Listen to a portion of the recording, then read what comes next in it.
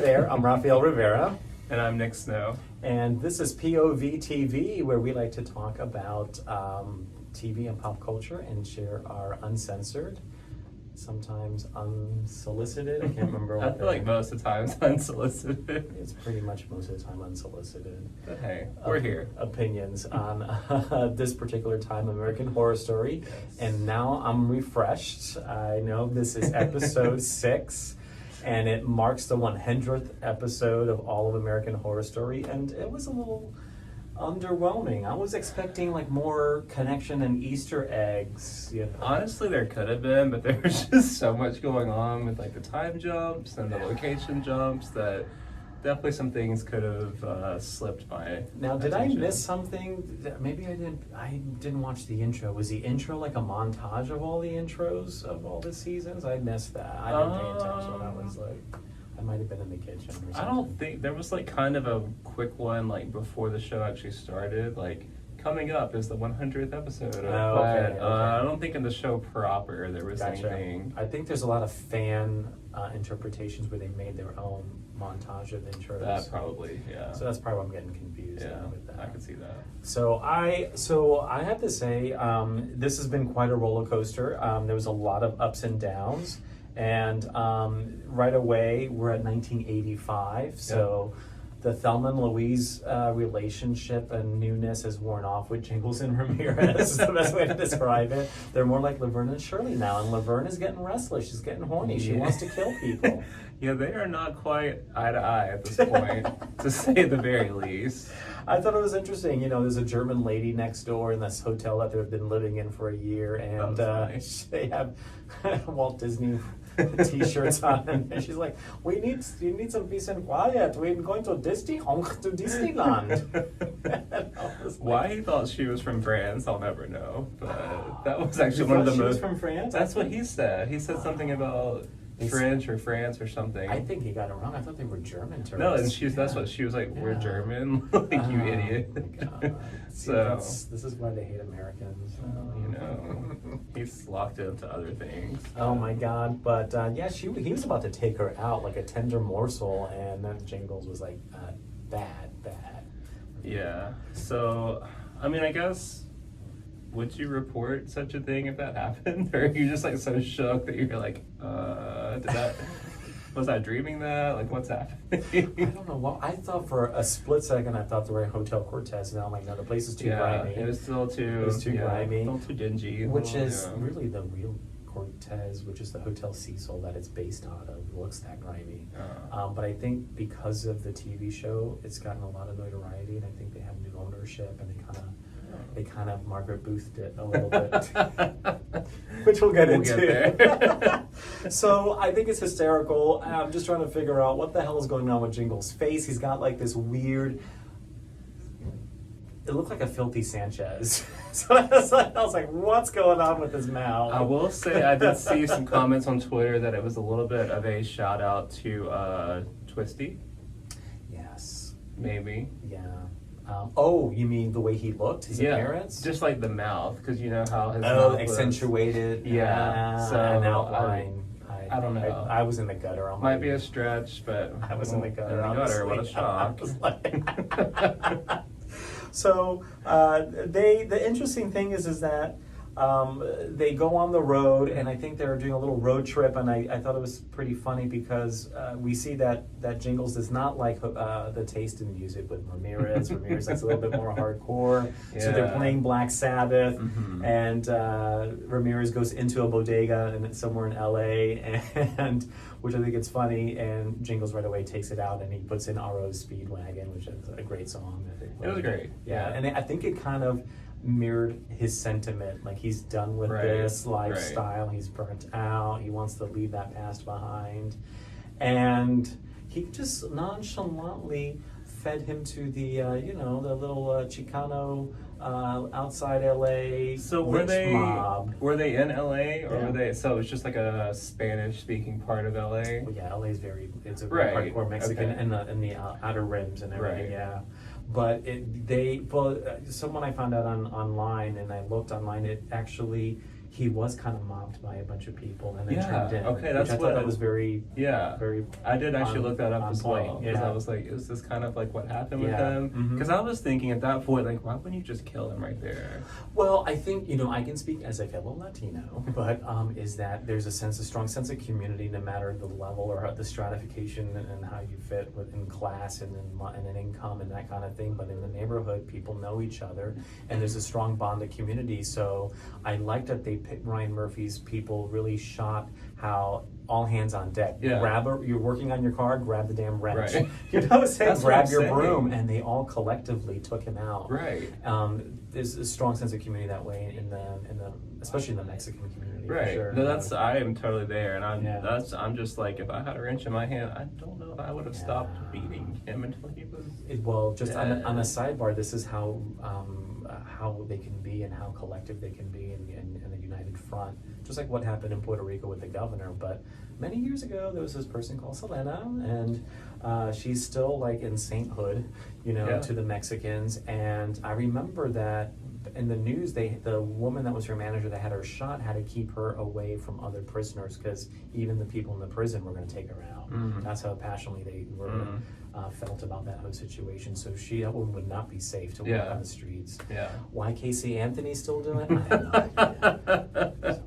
These Americans. She's kind of insane as well, quite honestly.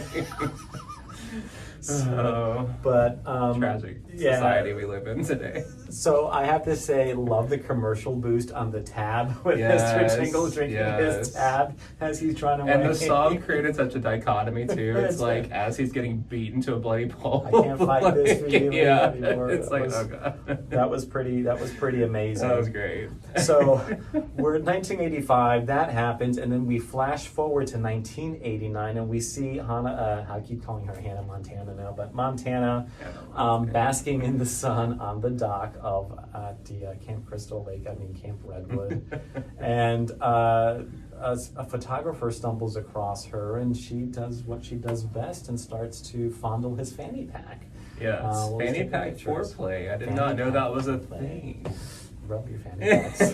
But I guess when you've been in purgatory for 5 years at a camp, like That girl was thirsty, but now she's like extra thirsty. she's really embraced it. Yeah. She's embraced it. Yeah, so she found an opportunity to still have fun while she's dead. Her and Xavier apparently are just, this is like a fun game for them to kill people that stumble across the campground. And Right. Ray is just outraged.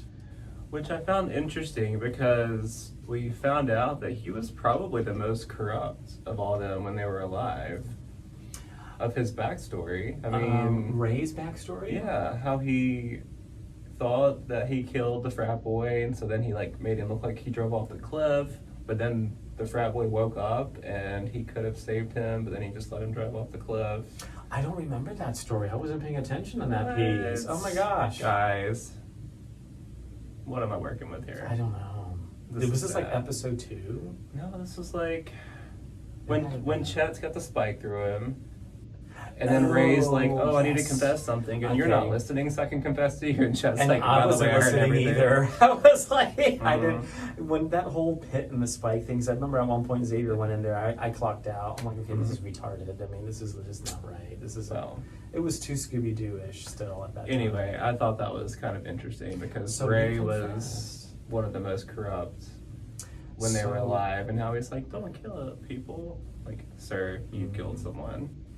So pause on there because what I was going to get at, because I didn't know this about Ray, because I originally thought that perhaps people were bound there into their purgatory because they were committed major sins. And so that's when you discussed about the Jonas, what was his sin that he was stuck there? Was it because he left all the other campers Right. murdered? But you asked, where are the other campers? And there's a scene where the 1970s campers were showing their watching and judging Right. Xavier and Montana like, oh, how gauche. Which I was kind of annoyed with, because where were they before? Like, Why didn't they warn anybody? Exactly. You know, that's a good point. yeah, so like they come out to judge people. They come out to judge the other ghosts, but they can't warn the living. Maybe they were into this place of peace and they just got to live with what they live with and not intervene with life itself I guess. and judge the other dead. I don't know. I kind of liked it. It was very Heathers-like in a way. Like, oh, it was so droll. Killing is so desperate. Yeah, that was just So- my first point of contention. It's like now they show up. Really? Yeah, I get that. I totally get that. That's a WTF moment. Like, where the Yeah. hell were you this whole Yeah. season? And make a note that when they were panning across the campground, it said Brooks out for your blood. Yes. So now Brooks, the new urban legend, Yes. that replaced Jingles, but also got pretty much framed the same way as Jingles. as So do you well. think they have a Brook night now instead of Jingles night? I like the sound of Brook Night Brook better. Night, yeah. Ooh, good. I want Brook Night mask. Yeah, much more chic. It is much more chic. Yeah. So now we're back at 1989. Margaret Booth is Speaking on. of chic, Oh my god. The Beehive. Oh my god. She okay. I think I literally gasped. This when I saw that, I didn't recognize her. I'm like, who the fuck is that? And then I was like, is that Ivana Trump? And I'm like, oh. Oh my god. Talk about many facets of Leslie Grossman. I was like taken aback. I was like, wow. And she was on a podcast I listened to recently talking about just how horrible all the outfits were, but I think she looks great in all of them. She looked She like makes it work. she looked like she made it to the top of the pyramid scheme in the 80s with her was it pink or lavender suit Yeah. and her very determined hairstyle. Yes. I was like, I saw a TV show where this woman had the same hair and she was from it's AbFab. You ever seen AbFab? Yeah. That same hairstyles. It's a homage to Ivana Trump and that power hair and. Patsy got a job and went to New York to work with a New York magazine, and they had all these hardcore New York accent actors playing in this episode, and they look at her and they're like, "Is your hair on purpose?" I was like, oh, God. it's on purpose, apparently. How many cans of hairspray per week does she Oh go my through? God, she contributed to the ozone layer, depletion of the ozone layer for sure. I mean, the coal just got Oh bigger. god, yeah. The day they filmed that episode, the whole ozone layer got bigger. So she's on the lifestyles of the rich and famous, and that's near and dear to my heart because that's like up there with the Golden Girls. It was like something you did on a Saturday night. It's like watch Golden Girls and watch What's the Robin tagline? Leach. About champagne wishes and Oh, caviar dreams. dreams. Yes, Yeah. yes, That's hilarious.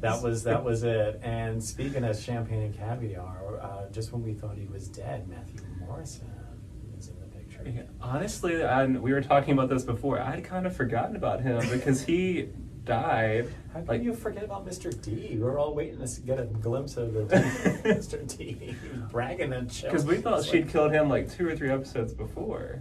right. You know, there's so much had happened after. She carved him like a pumpkin. She totally like that knife went like Yeah. that deep inside his chest, and So she it was like- went across. And I just thought that was a WTF moment. I was like, how is he still alive? The way Right. she gouged him, and then they flashed to a scene where he was in the hospital and he was like, I want a sugar mama, I'm gonna blackmail you. But he kind of played it off at first to see how she would react, and she was playing all like innocent. Right, you and he was know, like, when he thought- wow, he said, like "Oh, 2 you saved my life." massacres you survived. It's Yeah. almost unbelievable. And she was like, dang. But then, Pinch this hose. yeah, but then her shrewdness comes through again, and she's like, well, we'll get married because then you can't testify against me. You So- know what? He deserves his like living purgatory. He's in his purgatory Right. right now, and he deserved it because what an idiot! You don't like threaten someone with blackmail while you're like laid up in a hospital. Right. You should have waited a little bit later. Like, Well, yeah, like he knows she's survived 2 of these things without anyone suspecting a thing. Like she's clearly brilliant. Like you're not gonna outsmart her. no, she's a survivor, and we'll see if she's gonna survive this season. Yeah. So the really cool thing about Margaret, she's got this huge fortune. I think she's cashed in more on her previous husband's death insurance policy, and she started Yes. accruing all of these pieces of real estate that are notorious for people of ill repute. That's my What do they nicest call way to say her? it. Mistress of the Macabre. I think Mistress they of the referred to her. Macabre. And she acquired Briarcliff, which is a homage to Yeah. Asylum, and Lizzie Borden's home. I'll let you take that one. But she turned into a bed and breakfast, and in the middle of the night or in the morning, you get woken up with people running around into your room with axes. I could just see Sign like me up. that's like Sign the me up. Halloween Horror Nights. Like I would Right. if I was like an 18, 19, 20-year-old, I'd be like, sign me up for that. Oh my I want to do God. scares at the Lizzie Borden home. Okay, for some of you guys, this is before your time, before you probably moved here, but back in the 90s, we had this thing called Terror on Church Street. This is way before Halloween Horror Nights or the Hollow Scream in Busch Gardens. Mhm. We had a giant haunted house that was in an old McCoy's building that used to be a five and dime, and it was converted into a walk-through haunted house with scare actors, and it was amazing. It was really good. I love those kind of like old school haunted houses. Those are the best. And I think a lot of kids took it as an opportunity to act, and then they went into Mm. other things and Gotcha. entertainment. And so Gotcha. once that was their way of expressing and acting and doing their thing before they created Halloween Horror Nights Right. and that type of thing. And it was cool. It was like a good team building outing to shit yourself. Get this close to you. Oh my God. So that was pretty good, and then we also get a nice little reprise of Leslie Jordan coming in and playing Oh her my assistant. God. I just kept That thinking haircut. of melon. Oh yeah, it's the haircut. Oh, the melon I was balls, thinking of you, Myrtle the melon Snow, bar. Queen Myrtle. We will never look at melon bars the same way ever again. That's so true. And on a side note, he did mention to her that properties are doing well. It's a good time to sell. And I don't know, I don't remember how it happened, but I think they were alerted about the murders on, I think it was from the TV. Right, but the they were murders of discussing Camp. which deal, one of her deals where she was making, I think, the skin lamps, the lamp shades made out of skin. It was Dahmer's home, Jeffrey Yes. Dahmer's home, and it was like a replica, hopefully. I think they Yes. said. Oh, well, Yeah. with her, you never know. And she made them herself, they would be. Right. She also has the Gacy ice cream immersive experience, which again, sign me up. This is But just crazy. And then- she's saving the show for And me. then she bought the one where Manson plotted the Yes. murders. And says, what did you say about the? Something about something about terrible murders that happen, but now there's what's better than having kids, And with on the a Ferris wheel. Yeah. It's I live for that. I would oh live God, for that. it's almost too ridiculous, but You have to laugh. You It's have to. It's You have hysterical. to. So this is when she decides to go to the camp and make a public announcement to do a. right, because the assistant is freaking out, like, oh, there's actual murders happening here. We own this. We can be sued. Mhm. We're in trouble. And she's like, trouble? This is the best thing that's happened in years to us. She's like, it's an opportunity, marketing. Right. Just like you can't. It's like saving her a lot of money on marketing. Right. Yeah. And so she decides to have like this Woodstock. What did they call it on the flyer you were saying? Where is it? Camp Redwood Food and Music Fest, and the tagline was, "It's your turn to die." I mean, she just leans right into it. So I have a feeling that in a couple of episodes we're going to get to this bash or this music festival, and I wonder if they're going to bring real stars to perform. Like I think one of them was supposed to be Billy Idol. So it would Yeah, be he cool was like if Billy Idol the came headliner. out. Yeah. That would be cool if Billy Idol came See, I out. wonder if it's even going to get to that point, or if it's going to be kind of like the camp where you're waiting for campers to show up, but they never get there because Oh please! so I can't much. take another 4-episode Nocturnal. I know, but that's my negativity shining through there. Mm. Sorry.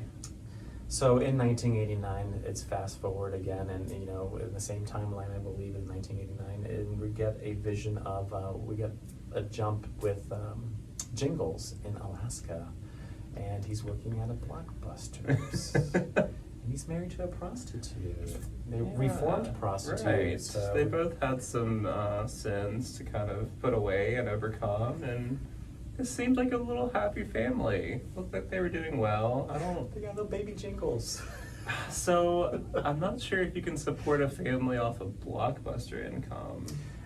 No. And But- it didn't seem like she was working, so it made me wonder. But it's Alaska. I know the government pays people True. to live in Alaska. They give True. them, so they probably supplemented by that. True. And maybe Alaska's a place for people to run away and reflect. Who knows? Seemed like it. It has to be. She said everyone here is running from something. Yeah. So What I don't know. Grinder would look like in Alaska. actually, there's a lot of Well, for military people. up there, so Mm. might be pretty active, to be honest. That's probably a good point.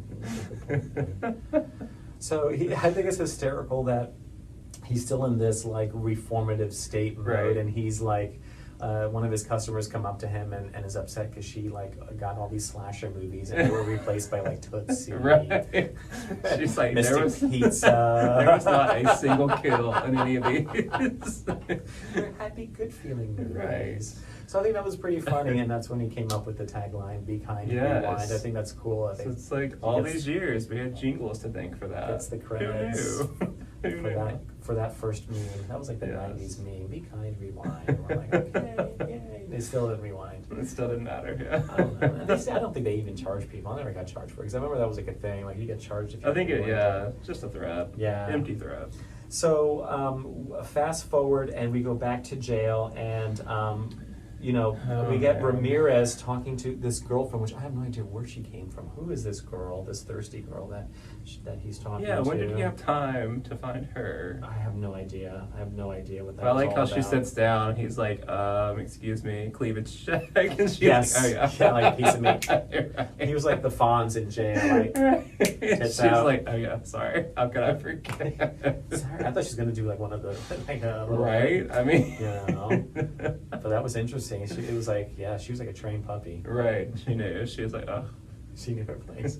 But she's the one that showed him the flyer and let him Yeah. know about the concert that's going on at the music fest, and he got all lit. He was like, they will never understand Billy Idol. Which I didn't take him for a Billy Idol fan. But Billy Idol was back then in the 80s. He was like edgy, like the spiked hair, Yeah. British, angry face. Yeah. I was a little innocent Catholic schoolboy. Even I was a little apprehensive of Billy Idol. I'm like, I don't know about that. Let me stick to the Pointer Sisters. Satan, though, City all about some Bumper. Billy Idol. Oh, I'm sure, for sure. So I thought it was interesting, and then there was an opportunity where he kind of like came into Brooke's cell and made her another Yeah. offer.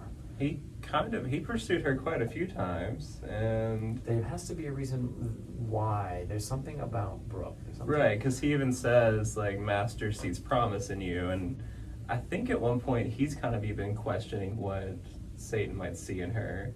So I don't know if Ramirez necessarily sees it, but he knows that Satan does. So he's like, "All right, I'll keep pursuing her, even though she's not biting for You have to give Brooke some creds on this situation because she is approached by him literally like 3 times. It was almost like, Jesus in the Bible with the devil in the desert, like 3 times, thrice he approached her, and she was basically like, I like how she was walking by, she's Yes. like, showing the bird like that, like, fuck you. Well, and then what was the one where she said like, Montana is burning in hell, licking Satan's balls?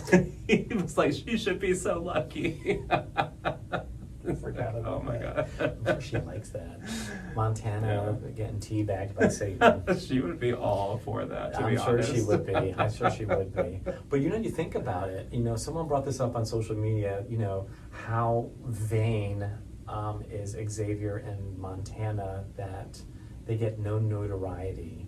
They're doing all these killings, they're acting it out, and they still see Brooke's name Right. on that building, and everyone's kind of forgotten about them, basically. Right. And they got a little ego going on. Yeah, and it was a little bit surprising to see Xavier embrace that so much. Well, maybe because he's happy because his face is intact. True. I True. think maybe he's because he was all about. Which that's another question. Like, why he's in state Shouldn't burnt his- looking. right. I don't know. Maybe that's part of the deal with being a purgatory. Like, okay, you look pretty, but Yeah. you'll suffer by the fucking rest of your life. I mean, okay. It's not a terrible trade-off, I suppose. I was going to say the same thing. I was like, it's not I so mean- bad. I don't know if I want to be in church and mass for all eternity, watching paint dry. I was probably thinking about teabagging with the priest, but that's tomorrow. That's Sunday. Anyways, Anyways, let's go back to Brooke. So she still maintains her innocence, and then she is taken to the death chamber. A lot's happening at the same time. I want to say there was a lot of cutaways. While she's doing her procession, I want to say that they also cut back to Ramirez for his escape. He does the pentagram like in Apocalypse, the Dial of Daddy, you know, and talks to Satan, and this vapor comes out and literally like just goes into this restroom while this guy's on the john and takes him because he had his third sandwich or whatever. And that was one too many for his stomach to take. I'm like, was he asleep on the john? I was like, you see some black vapor coming at you while you're on the john. I'm like, I'm out of here. I think he was just having some severe. He was in the moment. He was in his moment. Yeah. Oh, gotcha. Yeah. So Ramirez gets released. I thought Ramirez was going to intervene with Brooks. Same. With Brooks. Same.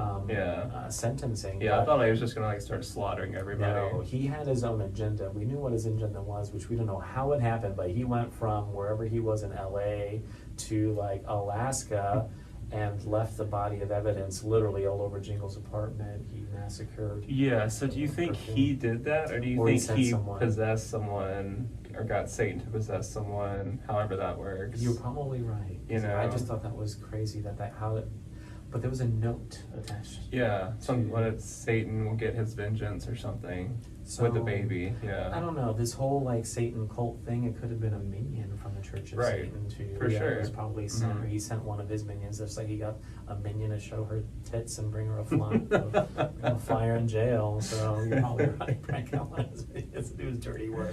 And I felt bad for Jingles because that was like his life. You know, it was his second chance. And it was taken away, and then here's my WTF moment. Then he just leaves his baby in the rain on his sister-in-law's porch, and just that interaction was like, no crying. Your sister's dead. There's no crying. She's just looking at the baby, looking at him. And like, what you doing out there? Like she didn't give two fucks about her prostitute sister being smashed. Yeah. Or it didn't say, did you do it? Right. You know, like that's what I was waiting for. I was waiting waiting for to say, did you do it? Or? Right. And going back to when they were watching the news broadcast about Brooke and about the camp, reviving the camp for the festival. Yeah. Which I don't know why he would necessarily see that on the news in Alaska, but that's fine, whatever. Not much going on in Alaska. True. So I thought that was gonna spark him, and then he was gonna start like he a listened killing to spree. it. She was gonna change it. He listened to it. He was like, shh. So it really showed that he was reformed, and he was like, that was a different life. He was not sparked by it. Right. Because he could be like, let me go kill Margaret. So apparently, you know, you gotta say goodbye to Baby Jingles, which I predict that's gonna be a tie-in to a future episode. A future season. There's got to be something going on with Baby Jingles and Brooks' unborn baby. So you don't think that Baby Jingles is someone we've met in a previous season? That's what I'm thinking. It has to be. There has to be a time. Yeah, like it has to be something. I don't know who it could be. I didn't really work out the timeline. Could it be the kid from Cult? Yeah. What was the timeline of Murder House? Was that like for sure Jessica Lange's baby? You know? Could that have been? I don't know what the timeline was. We're gonna have to do some research and get back to you guys on that. I'm sure there's because that's intriguing. It could be Murder House. I'm Yeah. thinking more on the lines of Cult. Yeah, I'm sure there's crazy like 47 theories out there already. Yeah, so. that's a good one though. We have to put a little crease on the page in that one and save it and go back to it later. But there's something going on with Baby Jingles. Yeah. So Jingles, it looks like he's headed toward Camp Redwood. Everyone's going back to Camp Redwood. Yeah. And when Margaret makes the announcement, let's go back to that. Chet was ready to take her out. Chet was not having it. Yeah. He was not having it. He wanted her. He had the big jingle knife and everything ready to go. Like brand new Henkel. Right. Which was probably Chef Brody's knife. Sad. But Montana's like, I get it. Like she was so like, Chet probably hasn't killed anyone.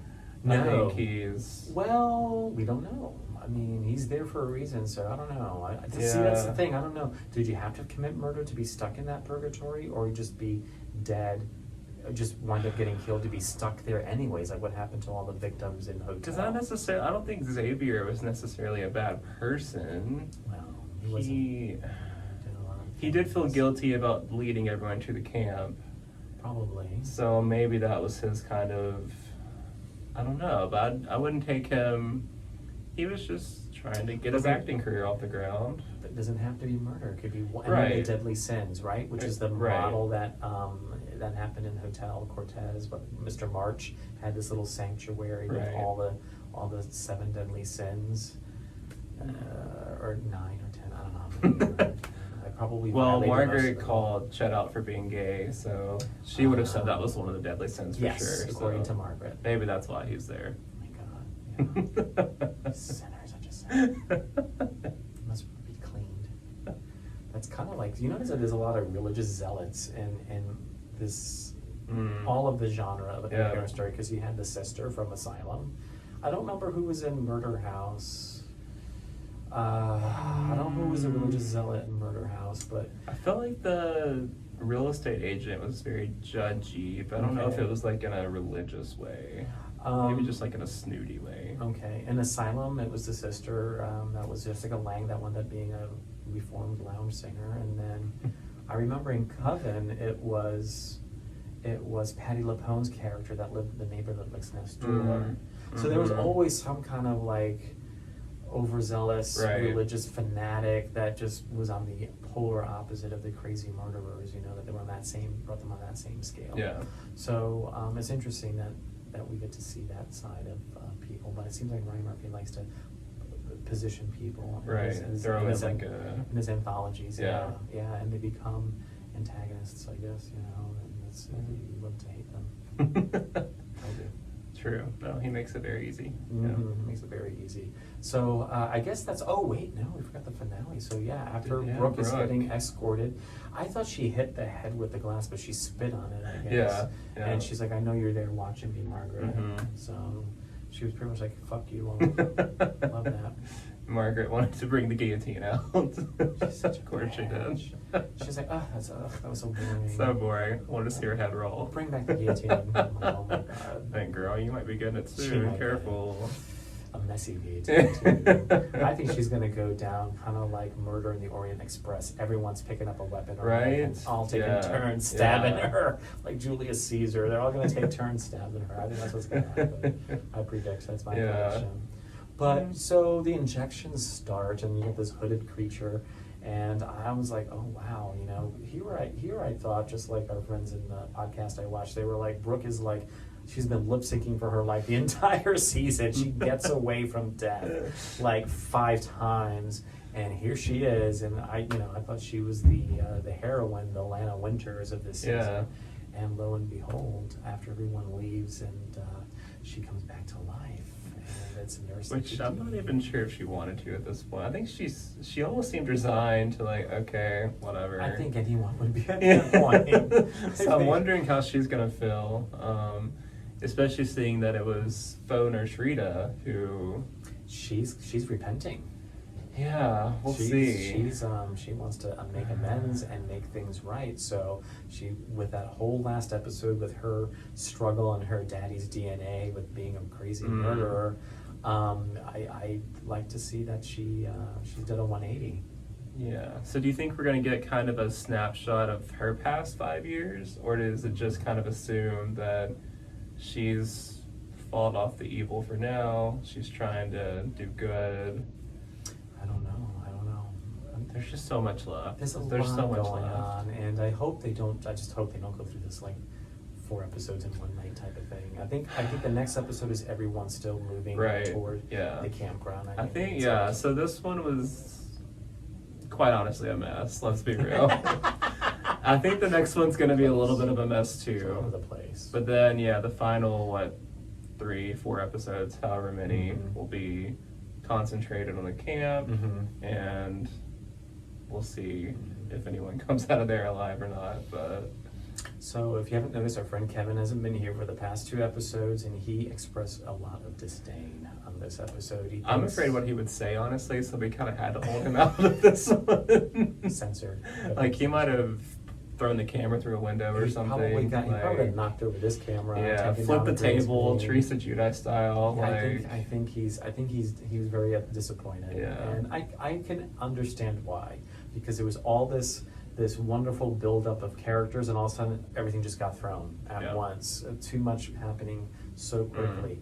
for me, I like that kind of momentum. I Yeah. like the momentum, but I just don't like when they leave things kind of like obviously stupid, you know, like leaving the baby on the porch and taking off. Yeah. You know, little things like that. How did Ramirez escape? I don't know. Just a lot of little questions in there, but I'm glad that they switch the gears and they start. Let's get to the meat and bones. What's going to happen next? I want to see what's going to happen next. I'm still engaged. Yeah, no, I am overall still into it. Like I said, this one was super messy for me in a lot of ways, but I could see where it was going. So that was kind of like, okay, some of these struggles, I get it. Like Leslie is still saving the show for me. Oh yeah. If there for was sure. someone else in her role, I think Leslie and Emma Yeah. have been like Yeah. the two. so if someone else was playing Margaret, I might have checked out, to be honest, but she is just doing such an amazing job. And we talked about this too offline, but I'm so glad that she and Ryan Murphy got together and he saw like kind of the genius she can bring Potential. forward in his, in his world. So You hear that, Leslie Grossman? we stan you, Queen. All right, guys. Well, we're out. That's it. Looks like we're already at 30 minutes. So we'll see you guys next week. So peace out. See ya.